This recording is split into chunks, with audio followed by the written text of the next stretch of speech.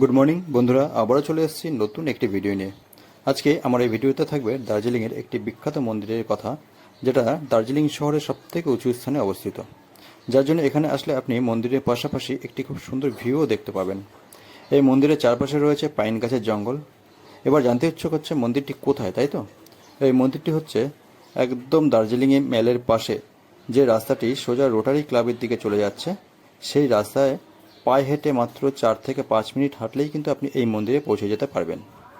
এই যে দেখতে পাচ্ছেন সকালবেলা এখানে সবাই জগিংয়ে যাচ্ছে, মর্নিং ওয়াকে যাচ্ছে, সবাই এই রোটারি ক্লাবের দিকেই যাচ্ছে। সেখানে গিয়ে তারা একটু শরীরচর্চা করে আবার ফিরে আসছে। তা আমরা রোটারি ক্লাবে যাব না, আমরা যাব হচ্ছে সেই মন্দিরে যেটা মহাকাল মন্দির নামে পরিচিত। হ্যাঁ, ঠিকই শুনেছেন, আজকে আমরা যাব হচ্ছে দার্জিলিংয়ের মহাকাল মন্দিরে। আর এই মন্দিরে যাওয়ার রাস্তাটা কিন্তু খুব সুন্দর। একদিকে রয়েছে এরকম উঁচু পাহাড় আর একদিকে রয়েছে খুব সুন্দর ভিউ। আমরা এই রাস্তার সৌন্দর্য দেখতে দেখতে প্রায় পৌঁছে গেলাম মহাকাল মন্দিরে। এই যে সিঁড়ি দিয়ে উঠলেই কিন্তু উপরে মহাকাল মন্দিরের রাস্তা, আর পাশে যে রাস্তাটা চলে গেছে এটা হচ্ছে সেই রোটারি ক্লাবের দিকে। আমরা ওদিকে যাব না, আমরা সিঁড়ি দিয়ে আস্তে আস্তে উঠে চলে যাবো হচ্ছে সেই মন্দিরের দিকে। এখান থেকে আমাদের অনেকটা উঠতে হবে। চলুন তাহলে হাঁটা শুরু করি। ঘড়ির কাটার সময় এখন 8:15। আমরা যাচ্ছি হচ্ছে মহাকাল মন্দিরে। এই রাস্তা দিয়ে কিছুটা ওঠার পর আপনি দেখতে পাবেন এই রাস্তার দুপাশে এরকম ছোট ছোট অনেকগুলো দোকান রয়েছে, যেখানে আপনি পেয়ে যাবেন হচ্ছে বিভিন্ন দেবদেবীর মূর্তি, লকেট এবং রুদ্রাক্ষের মালা। এছাড়া এখানকার কিছু ট্রেডিশনাল পোশাক, এছাড়া এখানকার নিজেদের হাতে তৈরি করা কিছু জিনিস, এই সমস্ত কিছু কিন্তু এই দোকানে পেয়ে যাবেন। এখানে আমাদের এক দাদা একটি রুদ্রাক্ষের মালা জিজ্ঞাসা করলো, দাম বললো 200 টাকা। ঠিক আছে, তাই এই দামাদামি তার পোষালো না, সে আর নিল না। তাই আপনারা যখন নেবেন একটু দামাদামি করে নেবেন, ঠিক আছে? যদি পোষায় তো নিয়ে নেবেন। আমরা আর এখানে বেশিক্ষণ দাঁড়ালাম না।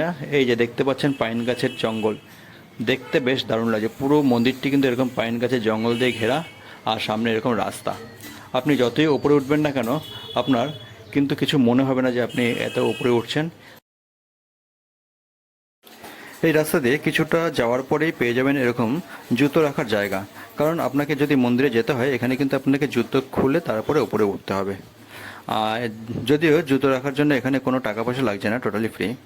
আমরা এখানে জুতো রেখে এই পাশ দিয়ে যে রাস্তাটা উপরের দিকে চলে গেছে আবার হাঁটা শুরু করলাম। হাঁটতে হাঁটতে চলে আসলাম একদম মন্দিরের গেটের সামনে। আর মন্দিরে যাওয়ার রাস্তাটা কিন্তু খুব সুন্দর, দেখতেই পাচ্ছেন এরকম ওয়ালে বিভিন্ন দেবদেবীর নাম এখানে খোদাই করা আছে, এছাড়া বিভিন্ন রকম মন্ত্র উচ্চারণও এখানে করা আছে। আমরা এরকম রাস্তার সৌন্দর্য দেখতে দেখতে পৌঁছে গেলাম প্রায় মন্দিরের কাছে। এই হচ্ছে মন্দিরের গেট। আমরা এখন প্রবেশ করব মন্দিরের ভেতরে।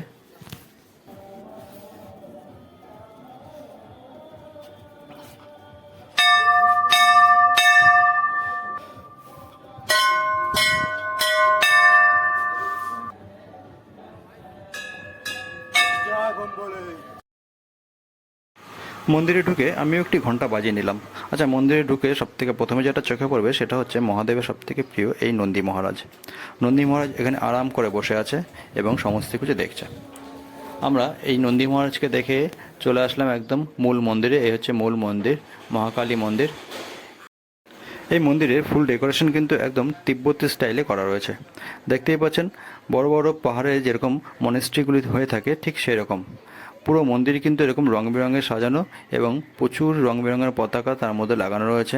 এছাড়া রয়েছে প্রচুর ঘণ্টা কিন্তু চারিদিকে বাঁধা রয়েছে, তার পাশাপাশি এরকম রং বেরঙের পতাকা। মন্দিরটি দেখতে বেশ দারুণ লাগছিল। এই মূল মন্দিরের পাশাপাশি কিন্তু প্রচুর ছোট ছোট অনেক মন্দির রয়েছে এবং অনেক মূর্তিও রয়েছে। এরকম পাহাড়ি অঞ্চলে আপনি যত মন্দির বা মনেস্ট্রি দেখতে পাবেন, আপনি মন্দিরের ভেতরে কিন্তু এই জিনিসগুলো কমন পাবেন। এগুলো নাকি এখানকার ধর্মীয় প্রথায় এগুলো ঘোরানো খুব ভালো। তাই আপনি যখন এই জিনিসগুলো দেখতে পাবেন, আপনিও পারলে একবার হাত দিয়ে ঘুরিয়ে নেবেন। তাই এই মন্দিরে যারাই আসছেন প্রত্যেক দর্শনার্থী কিন্তু এরকম হাত দিয়ে এই জিনিসগুলোকে একবার হলেও ঘুরিয়ে নিচ্ছেন তাদের মঙ্গল কামনার জন্য। এই মন্দির চত্বরটা কিন্তু অনেকটা জায়গা নিয়ে বিস্তৃত। পাহাড়ের এত ওপরে এত সুন্দর মন্দির, আপনি দেখে সত্যি অবাক হয়ে যাবেন। আমার তো বেশ ভালোই লাগলো এই মন্দিরটি দেখে। তাই আপনাদের কেমন লাগলো এই মন্দিরটি একটু কমেন্ট করে জানিয়ে দেবেন। আচ্ছা, বাহ, এখানে একটা খুব সুন্দর একটি, এক মিনিট, খুব সুন্দর একটি ফুল গাছ চোখে পড়লো। জানি না কি ফুল গাছ, দেখাচ্ছি জুম করে। এই যে ফুল গাছটি দেখাচ্ছে, ঠিক আছে, একটু জুম করে দেখাচ্ছি। এই ফুলগুলো দেখতে অনেকটা পদ্ম ফুলের মতো। আপনাদের যদি নাম জানা থাকে তাহলে একটু কমেন্ট করে জানিয়ে দেবেন এগুলো কি ফুল। যাই হোক, আজকের মতো ভিডিও এখানেই শেষ করছি। আবারও আসবো অন্য একটি ভিডিও নিয়ে। ততদিন আপনারা ভালো থাকবেন, সুস্থ থাকবেন। Thank you.